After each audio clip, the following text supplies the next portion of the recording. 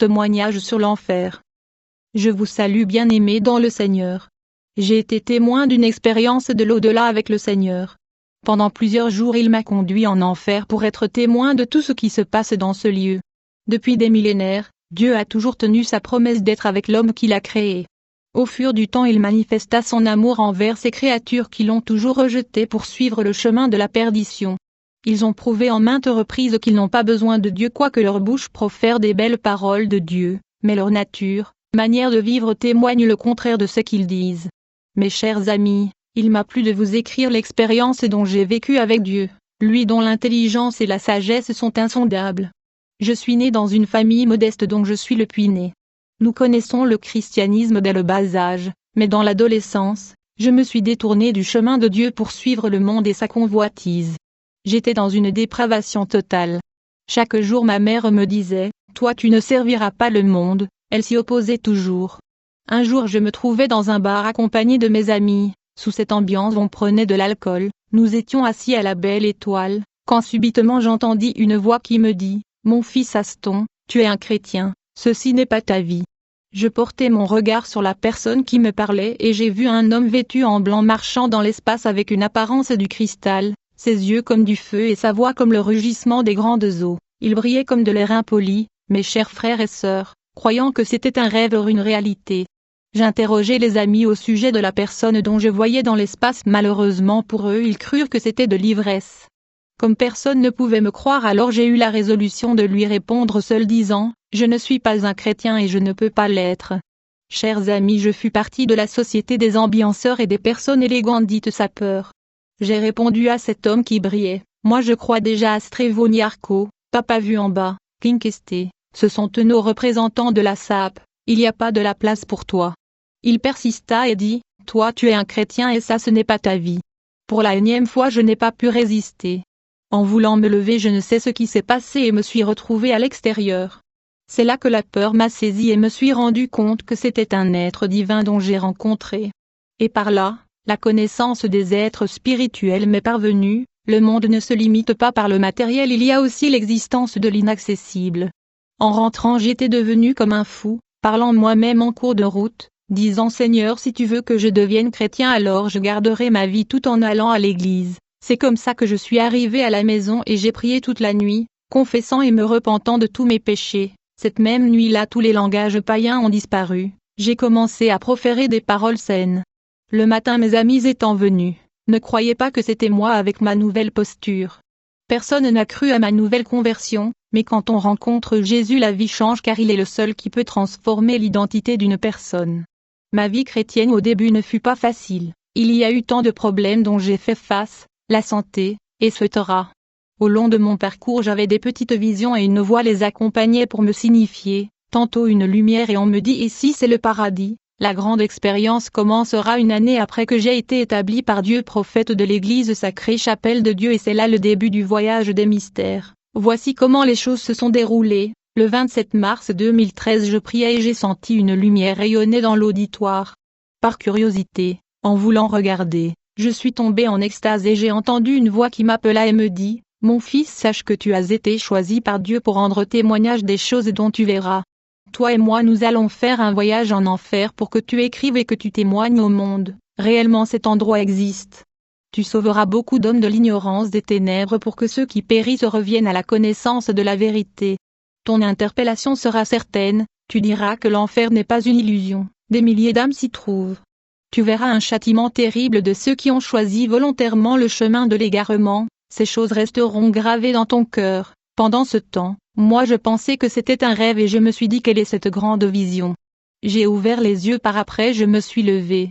J'étais étonné de voir mon corps en deux, l'un couché et l'autre se tient debout à côté, je ne pouvais pas comprendre et imaginer une telle chose. J'ai eu à frotter mes yeux pour voir si c'était un rêve ou c'était une réalité. À cet effet, j'ai commencé à toucher le corps qui était couché mais cela me fut impossible. Tout ce qui était accessible m'est devenu intouchable. Donc pas question de toucher les matériaux. Mais malgré cet état, j'avais tous mes sens. Je sentais la peur, je voyais les gens dormir, essayant de les toucher et les faire réveiller mais en vain parce qu'ils ne pouvaient pas m'écouter ni me sentir. J'ai essayé d'ouvrir la porte sans succès et directement je me suis retrouvé à l'extérieur criant au secours mais personne n'écoutait ma voix. Lorsque je fus dans le complexe je me suis dirigé dans la maison voisine essayant de les réveiller mais en vain. Je n'avais plus de contact entre tout ce qui est matériel. Certes je pouvais écouter ce que les gens disent mais eux ne pouvaient pas m'écouter. Oh bien-aimé, qu'attends-tu? Un jour tu pourras te retrouver dans cet état. Et ça pourrait être trop tard. Jean 3, 16. J'avais une forme spirituelle, Job 32, 8. Alors je fus en errance demanda de l'aide et personne m'écoutait parce qu'il faisait tard. Tout ça se passait en esprit car mon corps était resté couché à la maison. Dans les ruelles j'ai vu des gens courir çà et là, criant, « Pourquoi vous m'avez enterré, je ne suis pas mort ». J'ai vu un petit enfant crier le nom de son père et de sa mère pour l'enterrement de son corps. Il réclamait être toujours vivant bien que mort. Je fus stupéfait. En s'approchant de l'enfant pour me renseigner je lui ai posé la question de savoir ce qui se passait. Il me dit, j'étais tombé malade et par après mes parents sont allés enterrer mon corps, et depuis là je n'ai pas un lieu pour résider. Il continua sa route à une vitesse incroyable, restant sur place, étonné de voir qu'une personne pouvait vivre après la mort. En continuant ma route je ne savais où aller. C'est alors que j'ai eu à rencontrer une fille assise sur un portail. Elle aussi avait la même histoire que cet enfant. J'ai dit à la fille si tu es mort moi ce n'est pas le cas puisque j'ai vis encore. Mais au fond de moi je sentais qu'il y avait quelque chose qui ne marchait pas, rien n'était précieux pour moi si ce n'est que de rentrer dans mon corps habituel. Je poursuivis moi aussi ma route mais chose étrange, il y avait des maisons qui furent couvertes de feu, devant les portes et fenêtres des épées flamboyants, des légions d'anges. Au fait les maisons des saints sont protégées par des anges de Dieu qui sont composés de ceux qui assument la défense et les autres la protection. Abdia 1 verset 18, 2 Rois 6 verset 16-17. Des sorciers ne pouvaient passer au-dessus. Les autres maisons avaient aussi du feu mais les portes et fenêtres étaient ouvertes, les sorciers y pénétraient. Alors j'entendis une voix qui me dit que ces chrétiens ont commis les péchés. Lorsqu'il y a des disputes et querelles dans vos maisons, la discordance, les enfants n'obéissent pas à leurs parents, nous regardons des choses malsaines à la télévision, etc. Tout ça donne accès à l'ennemi et les anges ne pourront pas sécuriser vos maisons, gardons nos maisons saintes. Il y avait aussi des maisons qui n'avaient ni de toit ou fenêtre, même pas une porte, semblable à un chantier. Des sorciers avaient un libre accès car ils entraient et sortaient paisiblement. Ce sont des maisons où les péchés dominent et le mal contrôle. Beaucoup sont des repères des esprits méchants, Apocalypse 18 verset 2. Je me disais dans cet état que dans l'existence des hommes je n'ai jamais vu une chose pareille, je n'ai pas failli tout en gardant l'espoir de retrouver un jour mon corps. L'idée de retourner dans ma famille a vu le jour dans mon cœur, peut-être j'aurai de l'aide. Dès mon arrivée j'ai essayé de réveiller mes parents, mes frères et sœurs mais en vain car nul d'entre eux pouvait écouter ma voix. Comme précédemment je fus encore de nouveau dans la rue, j'ai voyé des âmes pleurant leur bien-aimé pour l'enterrement de leur corps. J'ai pris la direction de la route bypass qui m'amènera jusqu'à l'échangeur de Limouth et j'ai eu à rencontrer un fameux musicien gospel renommé décédé il y a longtemps. Il hurlait à haute voix, « Je ne suis pas mort, pourquoi m'aviez-vous enterré ?»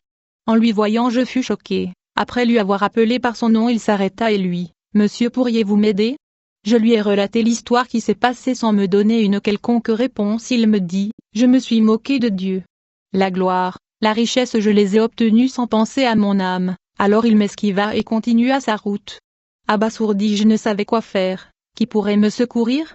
Mes frères, chers amis nous savons qu'après la mort, l'homme part dans son jugement. Hébreux 9 verset 27. Mais plusieurs dont nous pensons avoir quitté la terre vivent toujours parmi nous. C'est alors que j'ai poursuivi ma route jusqu'à une église à la 17e rue Limouth, connue du pays, et me suis rendu en courant dans l'enceinte. Là, il y avait des âmes liées des chaînes assises à même le sol. Sur le podium de l'église, une crâne humaine crachant du sang, j'interrogeais ces âmes pour savoir le pourquoi et qui les a liées de la sorte. Comme la première ne me répondait pas alors j'ai eu à comprendre que c'est une église communautaire qui a des congrégations dans le monde entier et que tous ceux qui prient là-bas sont condamnés. Mes yeux pouvaient encore voir des démons vêtus en tenue militaire faisant la garde, des pommes de main étaient à la place où supposaient être leurs pieds. Tenant des fourches. Lorsqu'ils m'aperçurent étant perturbés voulaient à tout prix connaître ce qu'a été le but de ma présence. Et comme ils s'approchaient de moi j'ai pris la fuite par peur d'être capturé. Je pensais trouver de l'aide dans les églises mais la voix me dit, sache-le que tant des églises ne sont pas de Dieu, mais rien que des centres de recueillement des âmes en perdition. Ils enseignent un chemin à mon peuple pour leur propre ruine, ils s'attachent aux fables. 1 Timothée 4, 1-2, 2 Timothée 4, 3. J'ai pris la route qui conduisait vers le centre-ville, dans la poursuite de mon aventure. J'ai emprunté la chaussée communément appelée avenue du Cazet sur le croisement des 2 avenues dont le nom m'échappe maintenant, et c'est là que j'ai rencontré un groupe d'hommes tout nus, racontant des commérages, ayant des cruches remplies du sang humain, qui dans leur suite se trouvait un homme lié avec une corde au cou comme une bête, conduit à la boucherie. Ces hommes furent en réalité des sorciers. À chaque pas ils professaient des paroles de malédiction. Je leur demandai ce qu'ils faisaient là. Celui qui semblait être le chef me regarde et dit, « Ne prêtez pas attention, passons outre. » La personne qui était liée criait disant, « Oh ma femme, pourquoi dors-tu? Réveille-toi et prie. » Ces gens le conduisirent dans une parcelle et au milieu il y avait un arbre, c'est là qu'ils le pendirent. Ils ont débuté leurs incantations et sa partie inférieure était devenue comme une chèvre. Ils crièrent de joie voyant que l'homme fut transformé, l'égorgèrent et partagèrent son corps. En voyant toutes ces choses, j'avais pris la fuite de peur que je sois capturé moi aussi.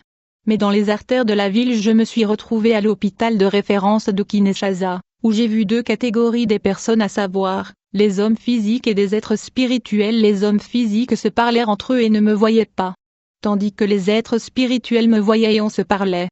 Comme je promenais loin mon regard, j'ai vu un groupe d'âmes qui tenaient de bouts de papier devant le bureau d'un docteur disant, « Ce monsieur a déclaré notre mort pendant que nous sommes encore en vie. Nous l'attendons pour qu'il puisse ramener chacun de nous dans sa famille. » Je me suis rapproché de l'un d'eux pour connaître ce qu'il faisait là. Ils me racontèrent le même palabre. J'ai vraiment insisté disant comment se sont déroulées toutes ces choses. Il me dit, « Frère, ce qui est vrai, nous ne savons ce qui est arrivé. » Alors j'ai vu que ça devenait sérieux ces choses. Monologuant, j'ai pris la direction de la salle d'urgence, puis, il y avait des docteurs à l'intérieur qui déclaraient une femme comme morte tandis qu'à côté son âme disait, « Je ne suis pas morte. » Moi j'ai dit au docteur, « Votre déclaration est fausse.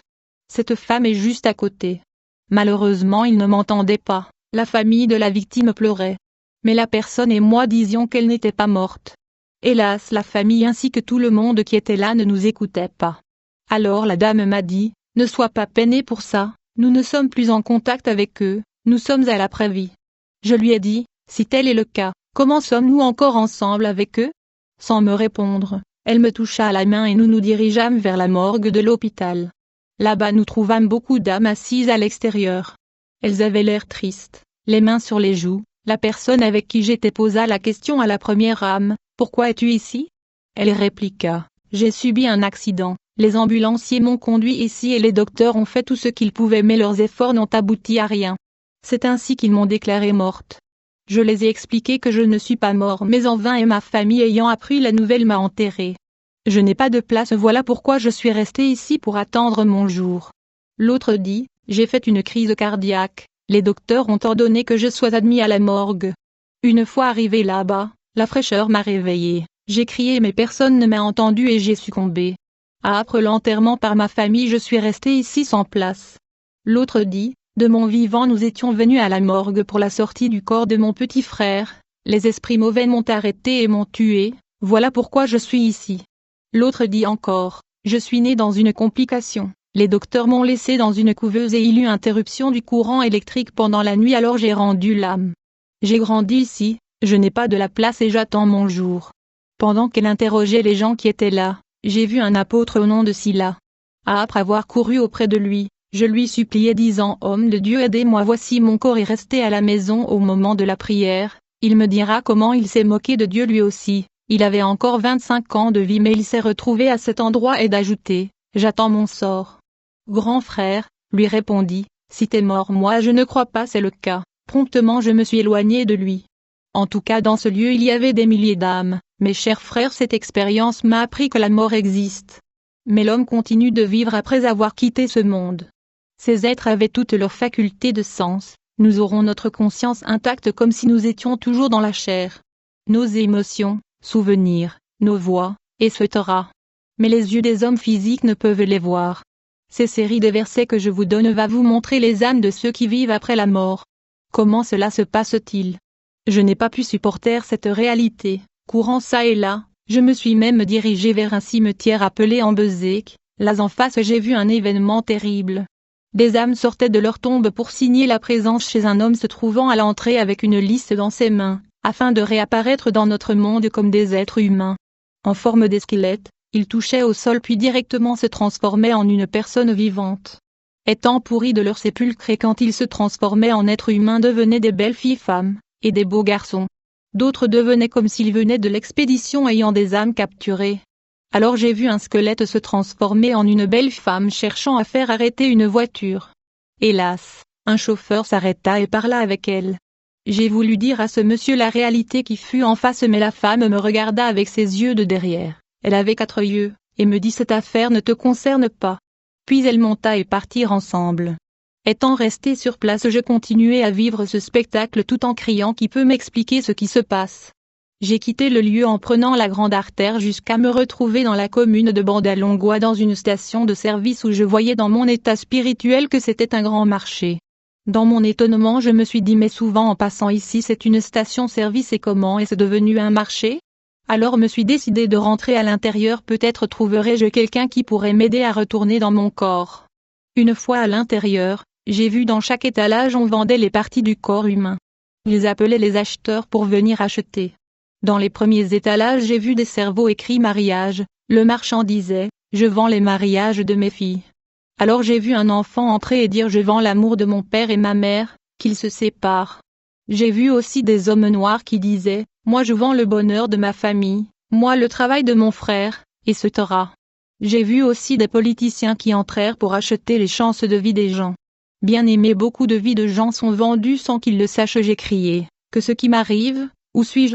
Mes chers frères, un monde spirituel existe. Si vous êtes dans le physique vous ne verrez pas cela, que Dieu puisse illuminer les yeux de nos cœurs pour que nous puissions voir ces choses. Effrayé de ces choses je suis sorti de là, et dehors il y avait un groupe des personnes assis dans le chaussée en train de préparer la nourriture. En s'approchant d'eux je leur ai demandé si on pouvait se parler, ils me dirent venez frère. Tout en leur expliquant ce qui s'est arrivé, je les ai maintenant posé la question à savoir où on se trouvait exactement puisque je ne comprenais pas. Tous me répondirent, donc t'es nouveau ? Voilà pourquoi tu ne comprends pas ces choses, nous sommes tous morts par des accidents. Viens t'asseoir avec nous et mangeons. Je me suis éloigné promptement d'eux sans rien dire. Étant fatigué puisque j'avais couru toute la nuit et portant le regard vers le ciel,